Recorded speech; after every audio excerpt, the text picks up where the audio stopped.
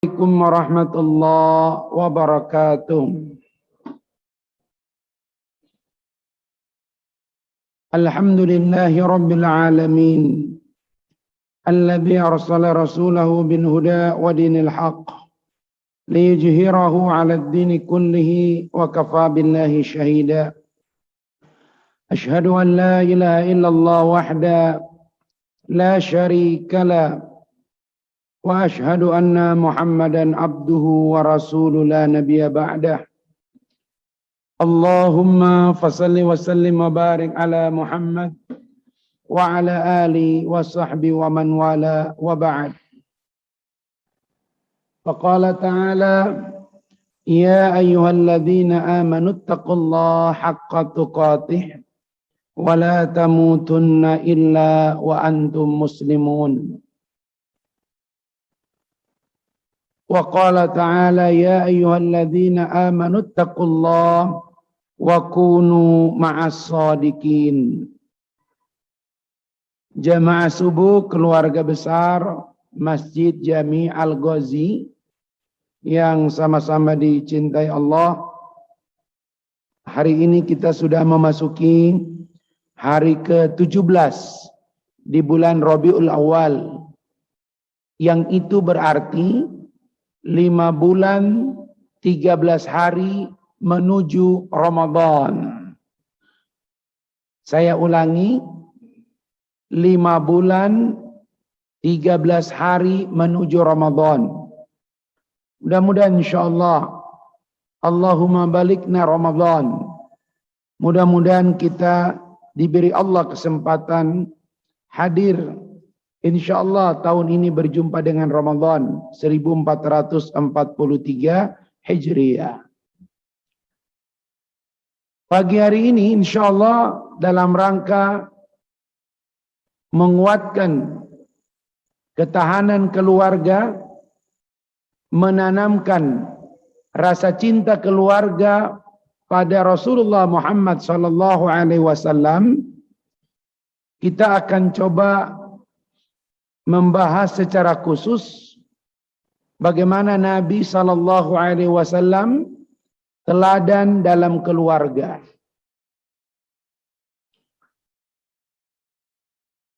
Nabi itu dilihat dari hampir semua aspek. Beliau disebut dengan istilah Quran uswah. Uswatun hasanah. Laqad kana lakum fi Rasulillahi uswatun hasanah. Dan salah satu aspek yang paling kuat teladan Nabi itu dalam keluarga. Walaupun kita tahu dalam bab keluarga ada hal-hal yang sifatnya sunnah khosoh. Begitu sebagian ulama menyebut. Misalnya jumlah istri Nabi itu adalah kekhususan bagi Nabi SAW. Bagi kita yang sungguh mampu, yang sungguh memenuhi syarat, dan punya keberanian, tidak cuma memenuhi syarat, tapi juga punya keberanian, Pak Suara.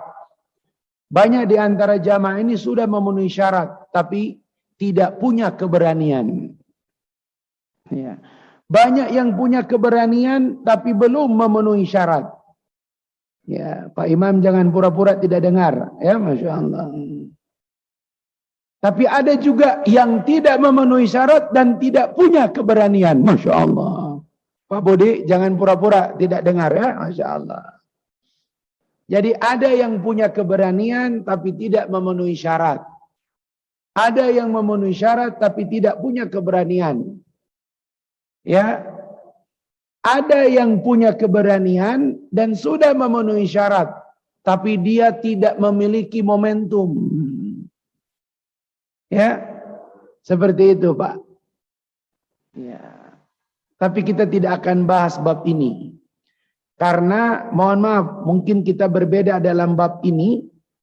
Saya lebih melihat bahwa sekalipun Anda memiliki syarat, sekalipun Anda memiliki keberanian, tapi yang paling penting adalah Yang namanya menikah lagi itu paling penting adalah kalau itu keluar dari mulut istri kita. Kalau ada ucapan dari istri kita yang berkata, ayah suami terbaik, ayah terbaik dari anak-anak, menantu terbaik, kakak ipar terbaik, sahabat terbaik, ayah, tidak ada yang aku lihat pada dirimu kecuali kebaikan. Mubazir ayah. Kalau cuma mama seorang yang menemani hidup ayah. Allahu Akbar. Kira-kira ucapan seperti itu kapan kita dengar? Masya Allah.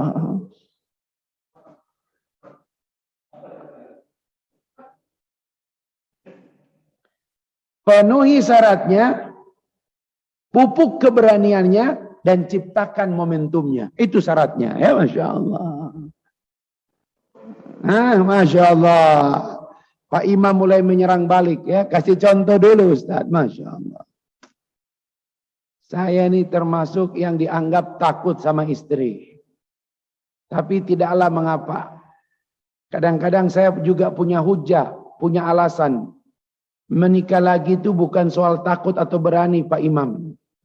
Karena ada yang lebih kuat dari keberanian. Apa yang lebih kuat dari keberanian? Kesetiaan. Masya Allah. Ya, kata Ustadz Abdul Somad, Ustadz Yasir, kesetiaan dan takut itu beda tipis. Ya apa-apalah, jangan kita perpanjang. Ya, saya pernah ditegur oleh Ustadz Khalid Basalama. Kalau bukan praktisi, belum pernah praktek tentang poligami, jangan ngomong tentang poligami katanya. Masya Allah. Udahlah, kita tidak omongin ya begitu. Salah satu yang paling penting dalam keluarga adalah kenalkan Rasul kepada keluargamu. Jadi ada yang namanya ma'rifatullah, ada yang namanya ma'rifatul Rasul. Kenalkan anak-anakmu tentang Rasulnya. Kenalkan pada keluargamu tentang Rasul. Mari bapak-bapak kita sedikit melihat siapa Rasul kita itu. Ya, bapak-bapak pernah nggak bapak ingat satu kisah ya? Walaupun ada yang memberikan catatan kisah ini, tapi kisah ini masyhur. Yaitu saat ketika Nabi Shallallahu Alaihi Wasallam wafat. Syaifur Rahman Al-Mubarakfuri, penulis kitab Ar-Rakhitul Makhtum, kitab yang mendapatkan penghargaan juara pertama penulisan Sirah Nabawiyah. Itu menceritakan bahwa ketika Nabi Shallallahu Alaihi Wasallam wafat, itu terjadi peristiwa yang tidak pernah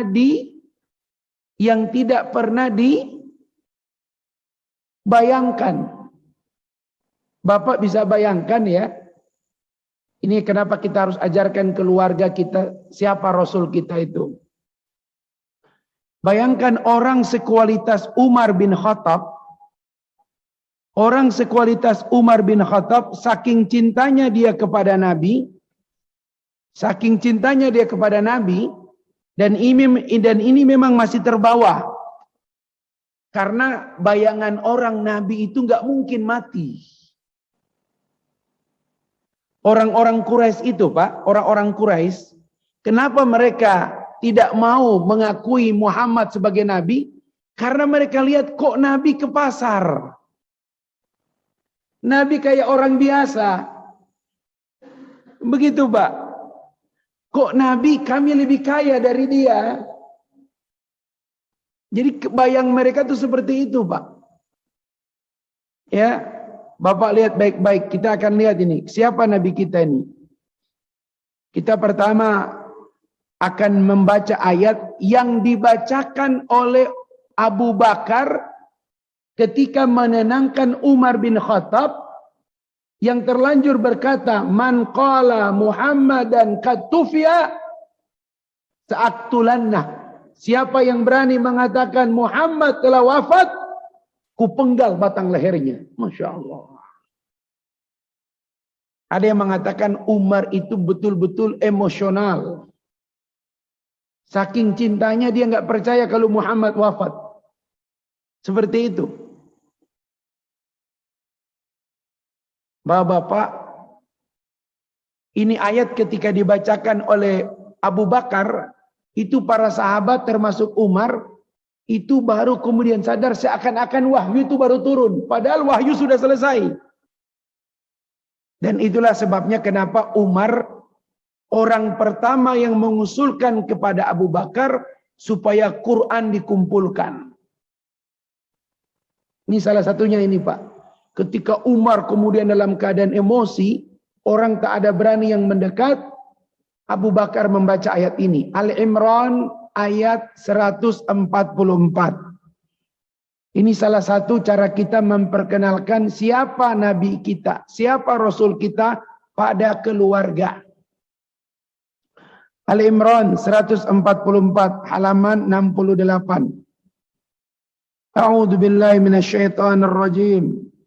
Wa ma Muhammadun illa rasul qad khalat min qablihi ar-rusul afa immata aw qutila inqalabtum ala aqabikum wa may yanqalib ala aqibai falan yadurrallaha syai'a wa sayajzillahu syakirin. Apa? Wa ma Muhammadun, dan tidaklah Muhammad itu illa rasul, kecuali dia adalah seorang rasul. Qad khalat min qablihi rusul, sungguh telah berlalu, telah wafat rasul-rasul sebelumnya. Bukan cuma Muhammad yang wafat, rasul sebelum Nabi juga wafat. Afa immata, apabila dia wafat, mati, au qutila, atau terbunuh, inqalabtum ala aqabikum, apakah itu akan membuat kalian berpaling ke belakang? Masya Allah. Itu Umar gemetar Pak. Roboh dia Pak. Tunduk dia gitu. Hafalan Quran itu kan ada di dada Pak. Pada waktu itu Nabi tidak pernah menyuruh mengumpulkan ayat-ayat Al-Quran. Ayat-ayat Al-Quran itu tersimpan di hafalan dan di dada para penghafal Quran. Dan ketika ayat ini dibacakan oleh Abu Bakar, itu semua sahabat sampai kemudian berpikir seakan-akan wahyu itu barusan turun. Masya Allah. Bapak-bapak, lebih jelas lagi kemudian Allah Subhanahu wa taala menjelaskan siapa Rasul kita. Lihat Pak baik-baik. Surat At-Taubah ayat 128. Surat ke-9 ayat 128. At-Taubah halaman 207. At-Taubah ayat 128. Laqad ja'akum rasulun min anfusikum azizun 'alaihi ma anittum harisun 'alaikum bil mu'minina raufur rahim. Masya Allah. Sungguh telah datang kepadamu seorang rasul min anfusikum. Rasul yang Allah utus itu dari kalangan kalian sendiri. Sekiranya rasul yang diutus didatangkan dari planet, orang tidak akan heran. Mungkin semua orang Yahudi, semua orang Quraisy, tidak ada satupun yang tidak beriman. Tapi Allah datangkan rasul dari kalangan mereka sendiri. Masya Allah. Bapak masih ingat ketika Nabi diajak oleh Abu Thalib berdagang sampai ke Syam. Berjumpa dengan seorang pendeta bernama Bukhairah. Pertanyaan ya, Bukhairah kepada Abu Thalib. Ya, apakah dia putramu? Iya. Apa kata Abu Talib? Apa Buhairah? Kau dusta. Kenapa? Anak ini ketika lahir, bapaknya telah wafat. Buhairah tahu. Bahkan saking untuk menguatkan, kata Buhairah, coba saya izin, buka sedikit bajunya. Dilihat di belakang, ada tanda nubuah. Masya Allah. Ketika Buhairah melihat langsung secara fisik, apa kata Buhairah? Cepat bawa pulang kemenakanmu ini. Masya Allah. Abu Talib kaget. Karena sampai orang Yahudi lihat, dia tidak akan selamat. Kok bisa Ustadz? Karena salah satu sifat orang Yahudi, Pak, mohon maaf. Salah satu sifat Yahudi, bahkan hobi mereka adalah wayaqtulunal anbiya. Mereka suka membunuh para nabi. Bahkan masih calon nabi, sudah dibunuh oleh mereka.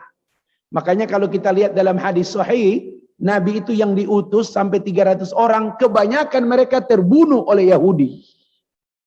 Karena salah satu sifat orang Yahudi adalah wayaqtuluna, mereka suka membunuh para nabi. Itulah sebabnya Buhairah berkata, cepat bawa pulang kemanakanmu ini. Kalau umurku panjang, kata Buhairah, kalau umurku panjang, aku akan melayaninya sekalipun hanya bisa mencuci kakinya. Masya Allah. Itulah Nabi kita sallallahu alaihi wasallam. Jadi sebenarnya Pak, Abu Lahab itu kan kalau lihat dari sisi umur, dia lebih tua daripada Abu Talib. Tapi kenapa Abdul Muthalib mewariskan kunci Ka'bah kepada Abu Talib? Abu Talib itu orangnya lebih sabar, mulutnya lebih terjaga. Ya, mulutnya lebih terjaga. Bahkan ya, Nabi SAW menikahkan putri pertama beliau, Ruqayyah, itu dengan anak Abu Lahab. Ya, seperti itu. Tapi apa yang terjadi bapak-bapak sekalian? Ternyata itu tidak cukup mengingatkan orang-orang terdekatnya. Nah, pada pagi hari ini Pak, saya ingin mengambil satu angel yang mudah-mudahan ini bisa menambah motivasi kita meneladani Rasul, khususnya di keluarga. Dari seluruh teladan Nabi, ada satu teladan yang rasa-rasanya kalau kita tidak ikut, malu kita. Kalau tahajud, kita tidak perlu malu Pak. Kenapa? Karena tahajud kita tidak sebaik tahajud Nabi. Tahajud Nabi itu masuk dalam sunnah khosoh. Sunnah yang khusus. Kenapa? Karena bagi Nabi, tahajud itu wajib baginya. Tahajud itu wajib baginya. Walaupun sakit, Nabi tetap mengerjakan tahajud. Nah, bapak-bapak sekalian yang dirahmati Allah, ada satu sunnah Rasul, Pak. Ini bukan poligami, Pak. Bukan Pak Imam, ya. Yang rasanya kita malu. Kenapa? Karena ini sering dilakukan oleh Nabi, sangat sering dilakukan oleh Nabi, bahkan hampir, ya bukan hampir, tidak pernah ditinggalkan oleh Nabi, tapi kita menganggap itu biasa-biasa saja. Harusnya kita malu. Apa itu? Kebiasaan membaca atau kebiasaan beristighfar. Ustadz, kenapa harus malu? Pertama, Nabi itu maksum. Dia dijaga oleh Allah dari dosa. Ketika ada kesalahan, pasti langsung Allah tegur. Ingat asbabun nuzul surat Abasa. Masih ingat? Ketika datang seorang buta, ingin menyatakan keislaman, Nabi tidak merespon. Tetapi Nabi memprioritaskan pembesar-pembesar Quraisy. Karena dengan berharap kalau pembesar-pembesar Quraisy ini masuk Islam, dampaknya lebih besar.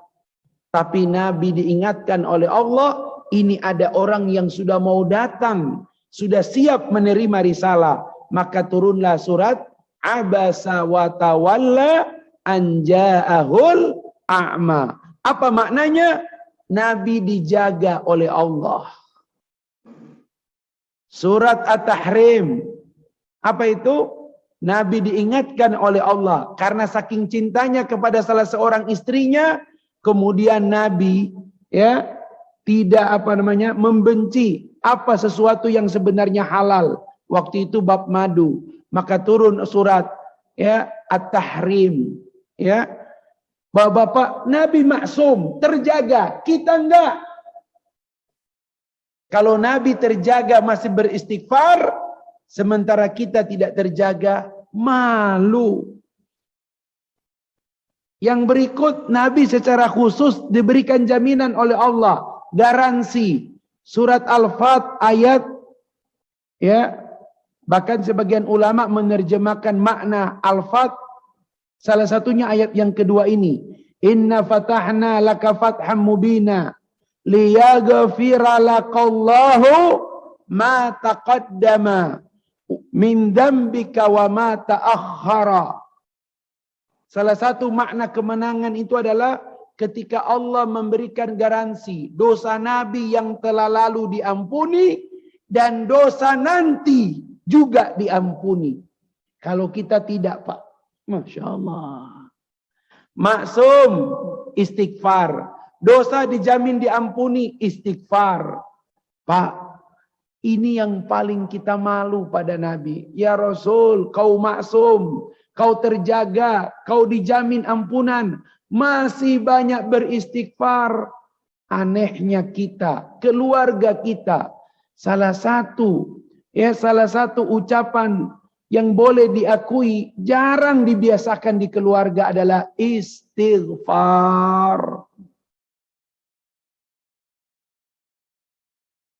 Bapak-bapak, jamaah sekalian, saya akan bacakan satu ayat dalam Al-Quran.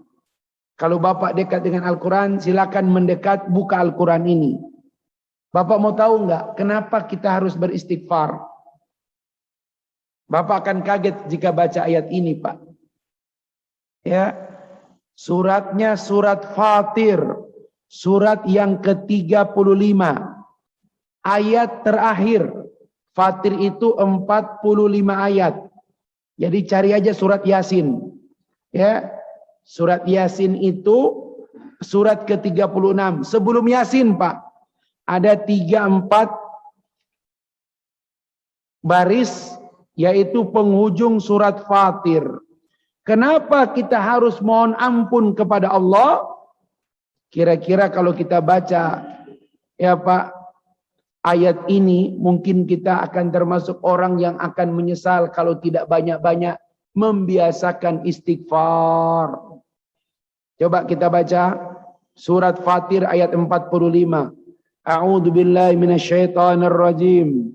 Walau yu'akhidullahu an-nas bima kasabu ma taraka ala zuhriha min dabbah walakin yuakhiruhum ila ajalin musamma fa idza jaa ajaluhum fa innallaha kana biibadihi basira. Pak Syuara, coba dikuatkan baca terjemahannya.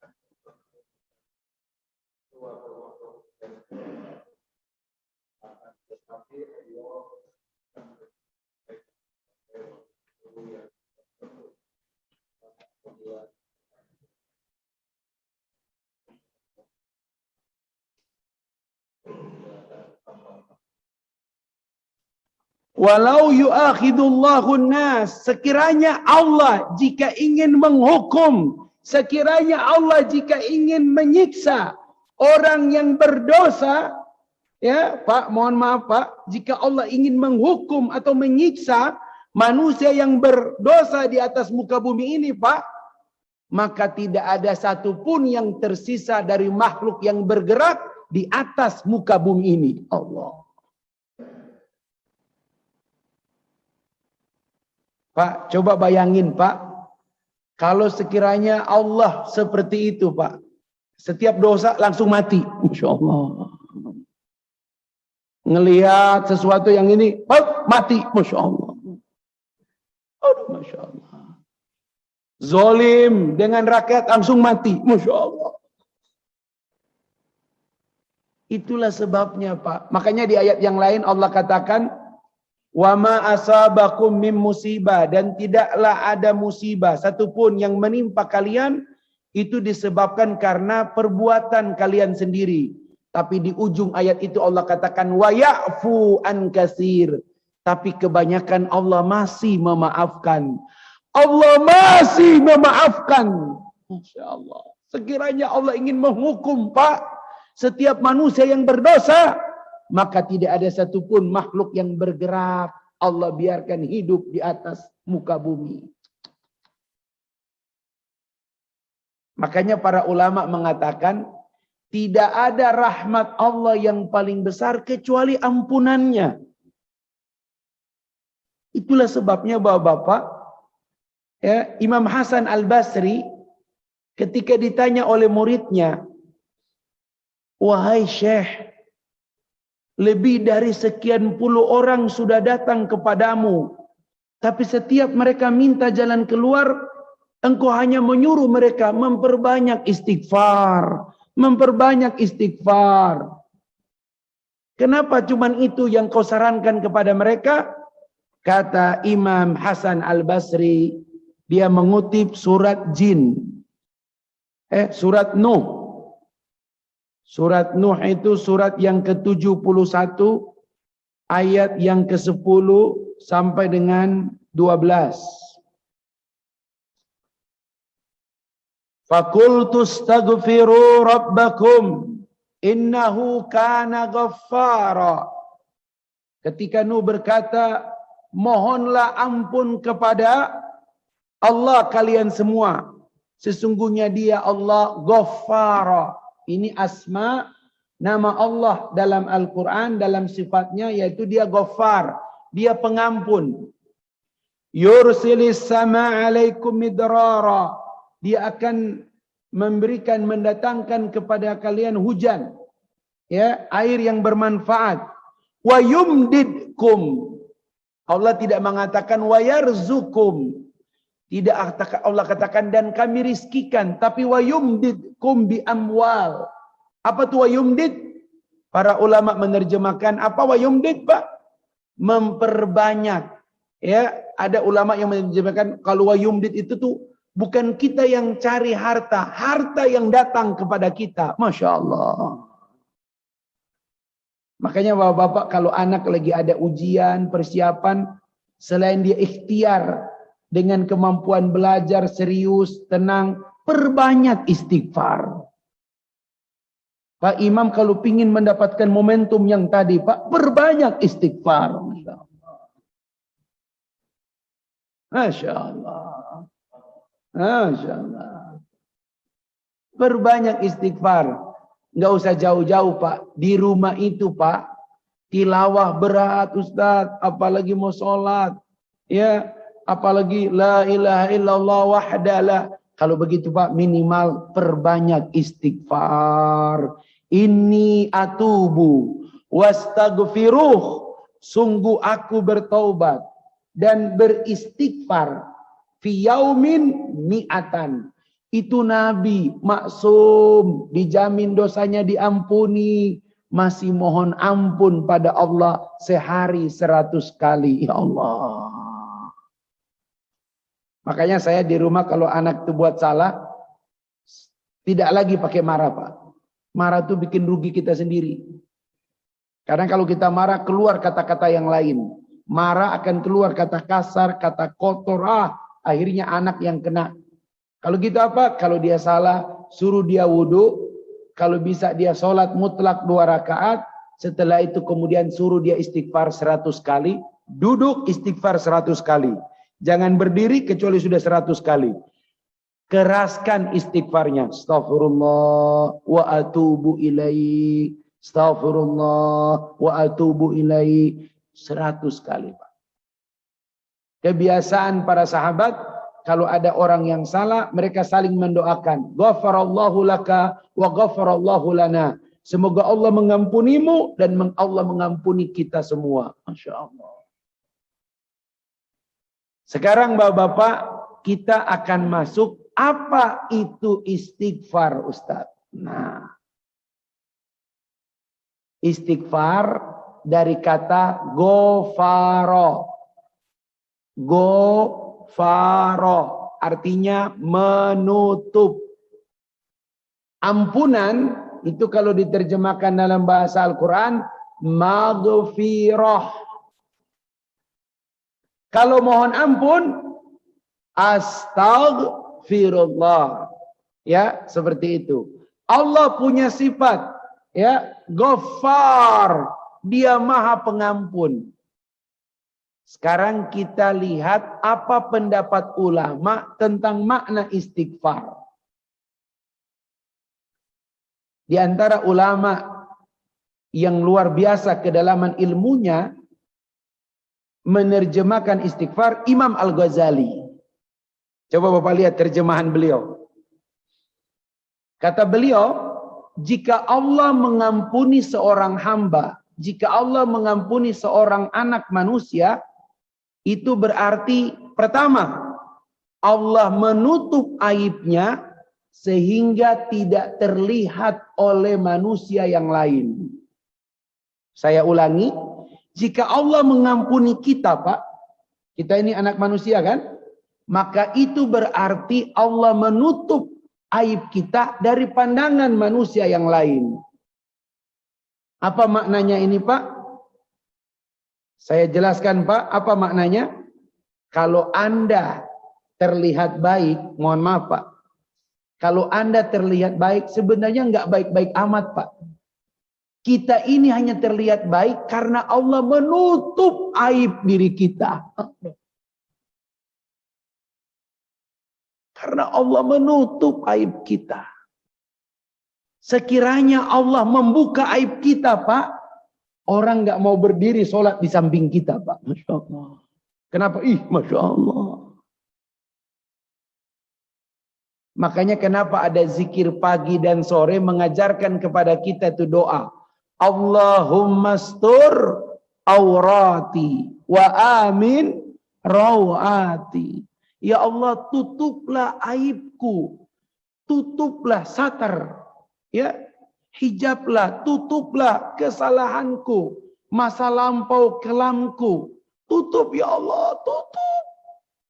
Wa amin rawati, dan berikan aku rasa aman dengan ampunanmu. Karena tutup itu sama dengan ampunan. Masya Allah.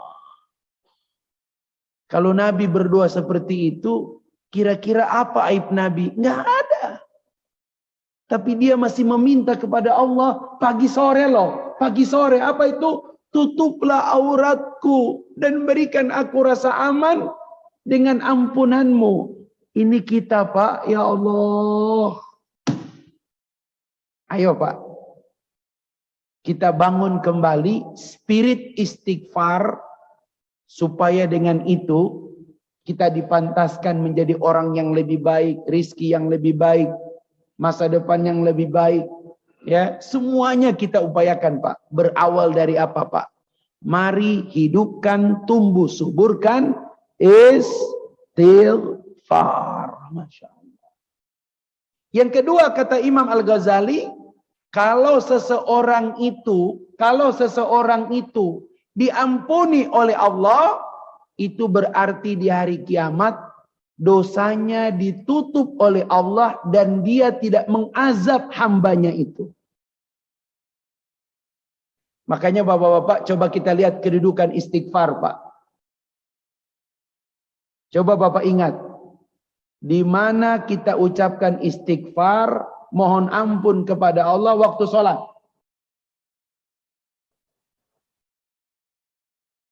Ya, di mana, Pak? Duduk di antara dua sujud. Yang menarik duduk di antara dua sujud ini, Pak. Coba kita ulangi. Ustadz Zubaidi sudah membantah ya dan menemukan, karena ada yang mengatakan tidak boleh sampai wa'fu anni. Ternyata setelah dia di Sunan An-Nasai lengkap sahih Sunan An-Nasai ada sampai wa'fu anni. Tapi dimulai dari mana? itu duduk di antara dua sujud, Pak, itu mewakili seluruh permintaan dalam hidup kita. Dan ternyata semua permintaan kita dalam hidup kita itu diawali dengan kalimat Rabbighfirli. Terusnya warhamni, terus wajburni, terus wa'afini, terus. Itu sampai berapa permintaan kita itu, Pak? Terakhir wa'fu anni. Kalau dalam Al-Azkar, Bapak jangan kaget kalau ada orang sholat, itu duduk di antara dua sujud, kalau sholat sunat cepat. Karena minimal Rabbighfirli sudah cukup. Minimal minta ampun, Pak, sudah cukup. Masya Allah. Itu, Pak, seakan-akan yang paling penting ketika kita sholat, kita dapat ampunan dari Allah. Makanya ketika selesai salam ke kanan dan ke kiri, Nabi tidak mengucapkan apa-apa. Padahal di sholat sudah istighfar. Tapi Nabi masih minta selesai salam, masih Astaghfirullah, Astaghfirullah, Astaghfirullah. Dalam riwayat Bukhari, Astaghfirullahaladzim, alladzi la ilaha illa huwal hayyul qayyum wa atubu ilaihi. Apa kata Rasul? Sekiranya dosamu itu lari dari medan perang, Allah ampuni dosamu. Padahal kita tahu dosa lari dari medan perang itu termasuk as-sab'u minal kabair, 7 dosa besar. Jadi, Pak, mari keluarga kita ini ajarkan, hidupkan kembali kebiasaan beristighfar, karena kita malu, Pak. Kata para ulama, Pak, permintaan ampunan pada Allah ini permintaan yang paling minimal. Karena dengan meminta ini Allah balas, pertama ditutup aib kita dari manusia, yang kedua kita tidak disiksa di hari kiamat. Sekalipun dosa kita masih ada. Karena kata Ghafara itu, Pak, seperti ada tulisan, cuma kita tutup dengan tulisan yang lain. Itu makna ampunan, Pak. Beda kalau dengan dimaafkan. Beda. Makanya kenapa di akhir Ramadan, apa kata Aisyah? Aku tidak lebih banyak mendengar zikir yang paling utama, doa yang paling sering Nabi baca kecuali Allahumma innaka afuwun tuhibbul afwa fa'fu anni. Ya, dalam At-Tirmizi ada ya Karim. Apa maknanya? Kenapa Nabi tidak minta ampun tapi minta maaf? Karena Nabi pingin dosanya tidak sekedar ditutup tapi juga di-delete. Karena afun artinya delete. Dan Bapak Ibu akan kaget. Ya. Di Quran ternyata ada satu lagi ayat yang lebih luar biasa. Apa itu? Mari kita lihat kalau paketnya lengkap. Kita diberikan Allah tidak cuma ditutup, tidak cuma dihapus, tapi lebih dari itu. Surat apa itu? Surat Al-Furqan, surat yang ke-25 ayat 70. Al-Furqan ayat 70. Illa man taba, kecuali orang yang mau tobat. Ya, tobat. Wa amanah, dan dia beriman. Wa amila amalan soleha, dan dia mengerjakan amal-amal soleh. Apa yang Allah berikan padanya? Faulaika yubaddilullahu sayyiatihim. Bukan dihapus, bukan ditutupi, tapi kesalahan-kesalahan mereka Allah ganti dengan kebaikan Allah. Ayat inilah ketika turun, Umar bin Khattab berani mengangkat kepalanya kalau ketemu dengan Abu Bakar. Masya Allah. Ingat, Umar statusnya mu'alaf. Abu Bakar sudah masuk Islam, Utsman sudah masuk Islam, ya. Sahabat-sahabat sudah masuk Islam, sudah masuk. Umar masih menentang Nabi, masih menyiksa pengikut Nabi. Makanya ketika dia masuk Islam, Pak, bersama berderetan berturut-turut dengan Amr bin As, ya. Kemudian menyusul Khalid bin Walid. Khalid bin Walid itu kan masih perang Perang Uhud aja masih belum masuk Islam, Pak. Umar itu, Pak, Bapak bayangkan, telat masuk Islamnya. Ketika dia sudah masuk Islam, nggak berani dia natap Abu Bakar, Pak. Kenapa? Ini orang sebelum Islam nggak pernah bikin kesalahan. Nggak pernah bikin kesalahan. Apalagi setelah Islam. Makanya kemudian ketika ayat ini turun, siapa yang taubat, kemudian dia beriman, dan dia buktikan amal-amal solehnya, maka keburukannya Allah ganti dengan kebaikan. Baru kemudian Umar ngangkat kepalanya. Masya Allah. Makanya Umar itu diberikan Allah umur panjang. Hampir 12 tahun. Dia sahabat khalifah paling lama memerintah. Dan dia benar-benar mewujudkan doa Nabi. Allahumma izzal Islam bi umarain. Ya Allah, muliakan Islam dengan dua orang Umar. Satu Umar ibn Khattab, satu Ammar bin Hisham. Ya. Dan apa yang terjadi, Pak? Lewat tangan Khalifah Umar, Persia ditaklukkan dengan panglima, siapa dia? Sa'ad bin Abi Waqqas. Kemudian Palestina direbut, ya. Oleh karena itu Bapak-bapak sekalian, sekali lagi mari kita memperbanyak istighfar. Sekarang waktu istighfar terbaik kira-kira kapan?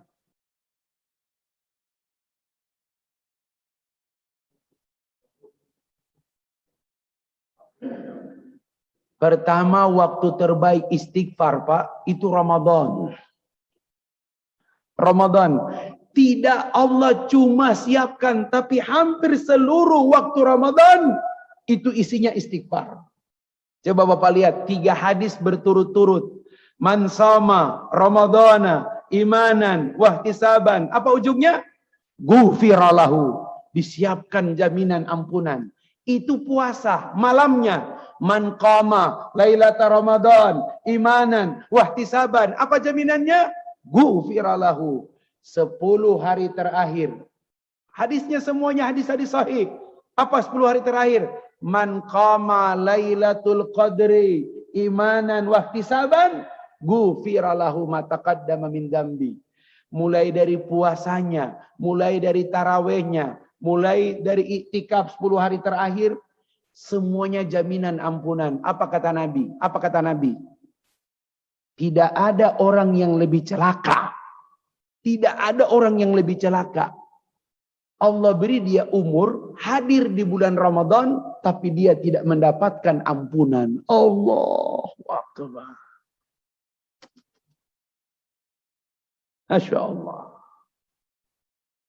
Itu momentum Ramadan.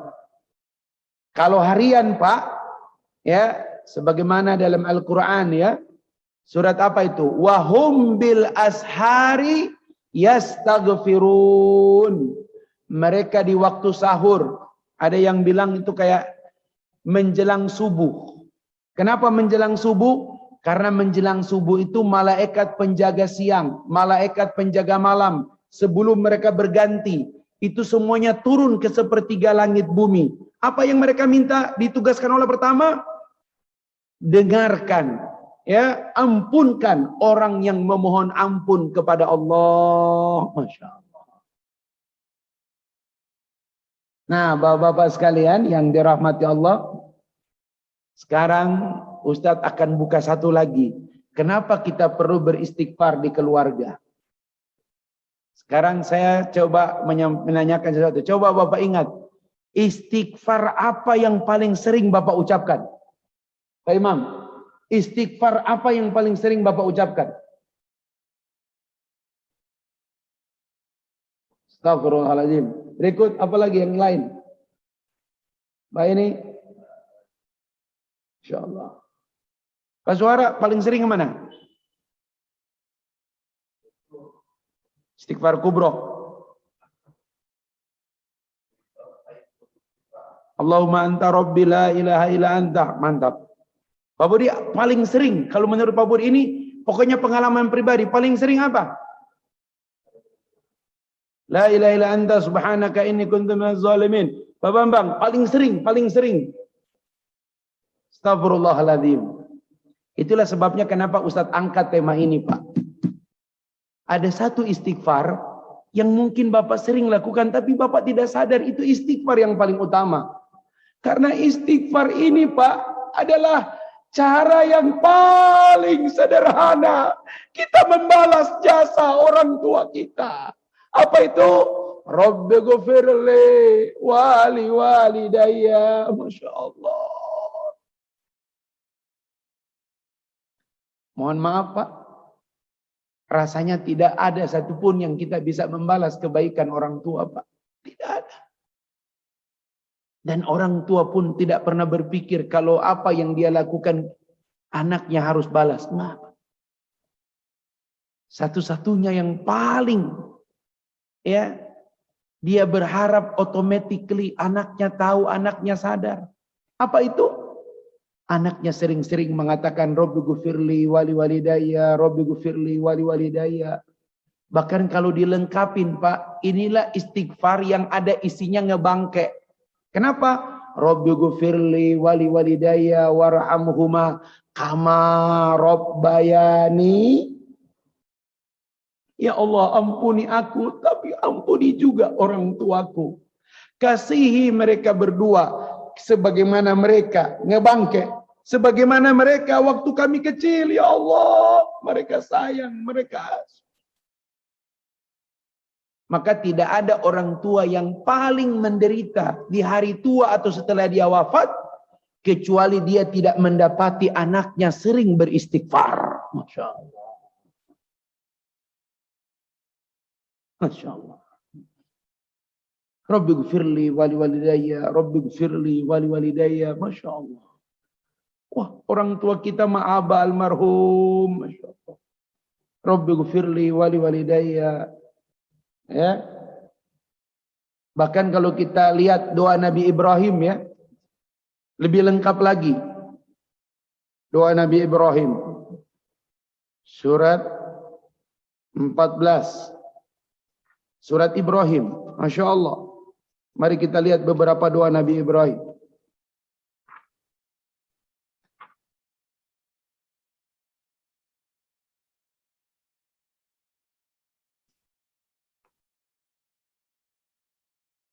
Ini doa-doa Nabi Ibrahim ya pada keluarganya.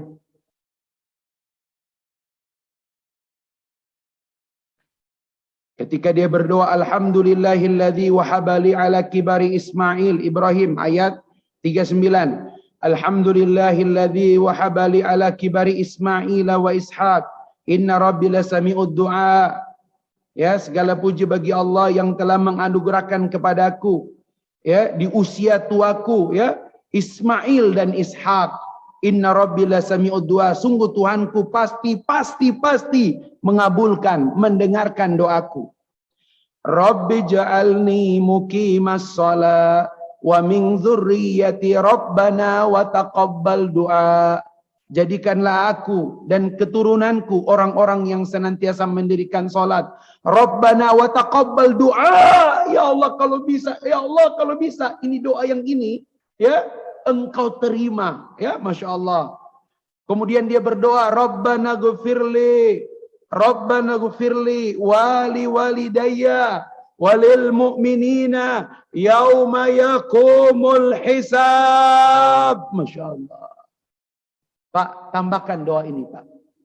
Ampunilah kami dan kedua orang tua kami dan orang-orang beriman di hari perhitungan Allah. Makanya dia disebut bapaknya para nabi. Dia memohon kepada Allah, Allah mengampuni kita, mengampuni orang tua kita, dan mengampuni orang-orang beriman. Yauma yaqumul hisab. Hari di mana manusia, kita semua dihitung, dihisab. Masya Allah.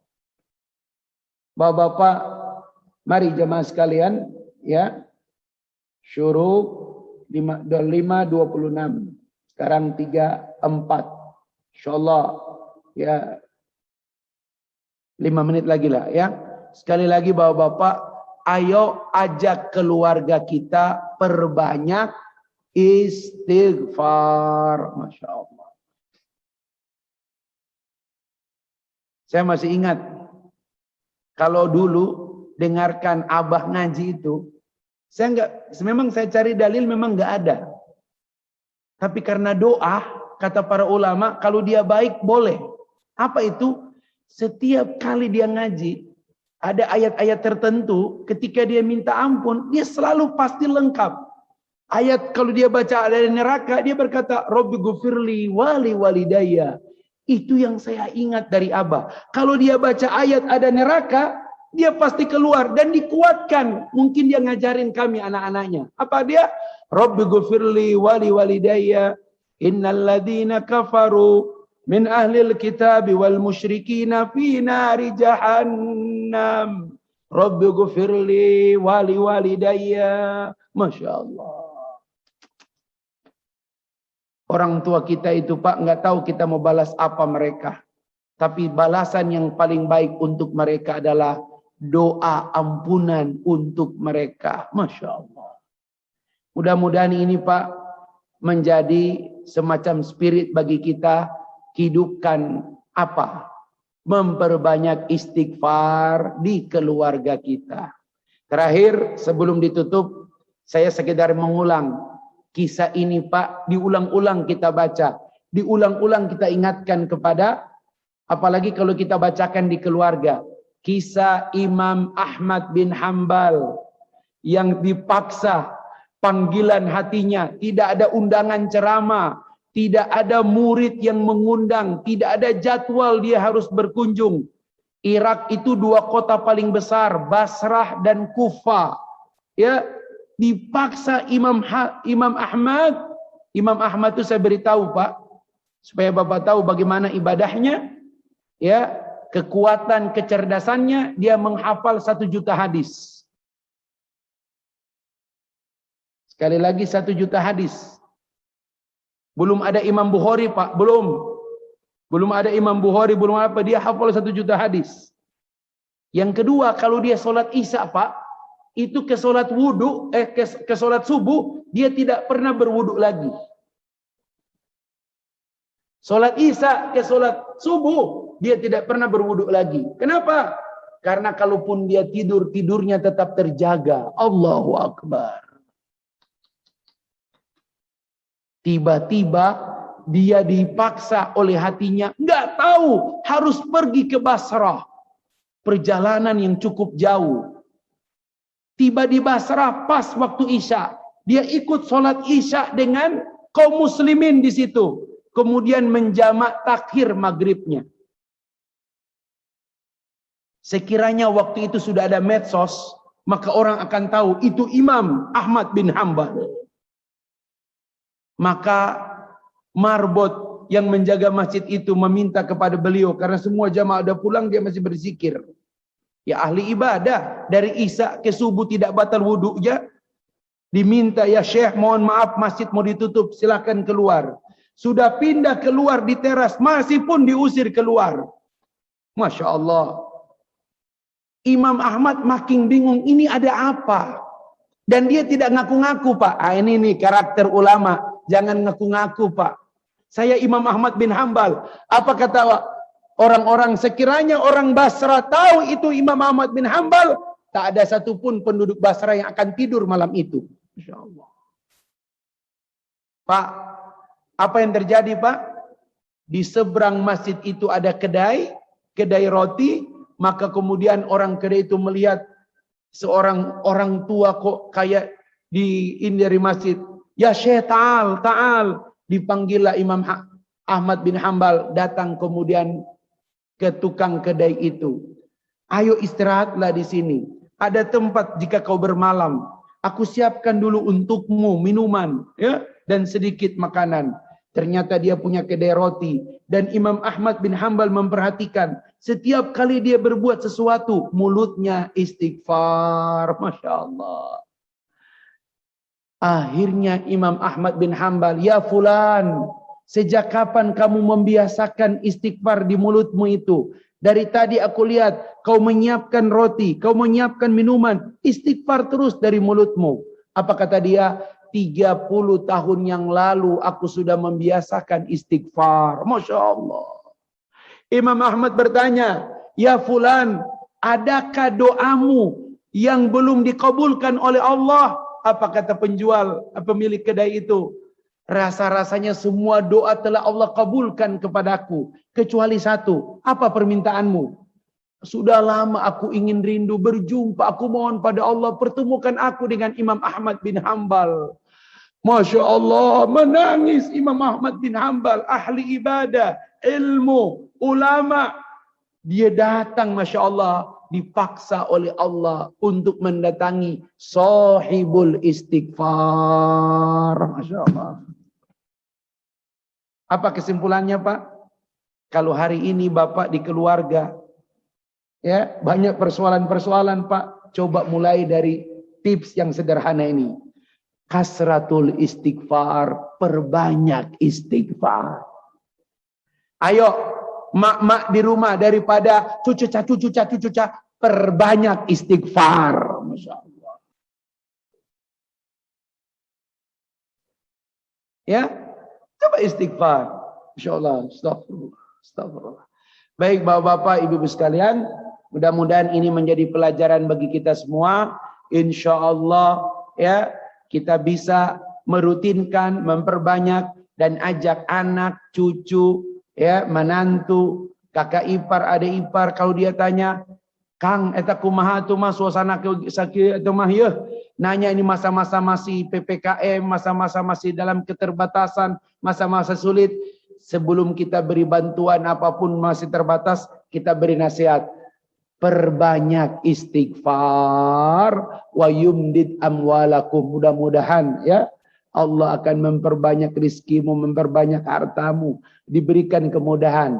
Kenapa? Karena boleh jadi ya dosa kita, kesalahan kita pula yang menyebabkan kita dipantaskan dalam kesulitan-kesulitan seperti ini. Semoga Allah Subhanahu wa taala merahmati kita, membiasakan lafaz lidah kita dengan banyak beristighfar. Allahumma salli ala Muhammad wa ala ali Muhammad. Allahumma rabbana zalamna anfusana wa illam taghfir lana wa tarhamna lanakunanna minal khasirin. La ilaha illa anta subhanaka inna kunna minaz zalimin. Ya Rabb, kami sadar banyak perbuatan zalim yang sadar atau tidak sadar pada diri kami. Banyak kezoliman yang boleh jadi ada pada pasangan hidup kami. Ada banyak kezoliman pada anak-anak kami. Bahkan kezoliman di antara kami. Ya Rabb, jika tidak engkau ampuni kami, tidak engkau kasihani kami dengan ampunanmu, sungguh kami termasuk orang-orang yang merugi. Allahumma ya Allah, nas'aluka isyatan haniyah, wa mitatan sawiyah, wa maraddan ghaira muhzin wala fadih. Ya Rabb, pantaskan kami hidup dengan ketenteraman. Pantaskan kami muafat dengan ketenangan. Dan jika engkau kembalikan kami ke akhirat, ya Allah, jangan kiranya kau permalukan, apalagi engkau hinakan. Allahumma astur auratina wa amin rawatina. Ya Allah, tutuplah masa lampau kami. Tutuplah semua kesalahan-kesalahan buruk kami, ya Allah. Dan berikan kami rasa aman di dunia dan di akhirat dengan ampunanmu. Rabbana taqabbal minna innaka antas samiul alim wa tub alaina innaka antat tawwabur rahim. Sallallahu ala Muhammad wa ala alihi wa baraka wa sallam. Bifadlik ya Allah. Subhana rabbika rabbil izzati amma yasifun. Wassalamun alal mursalin walhamdulillahi rabbil alamin. Subhanaka Allahumma wa bihamdik asyhadu an la ilaha illa anta astaghfiruka wa atubu ilaik. Lebih dan kurangnya mohon dimaafkan. Wallahu muwaffiq ila aqwamit thoriq. Assalamualaikum warahmatullahi wabarakatuh.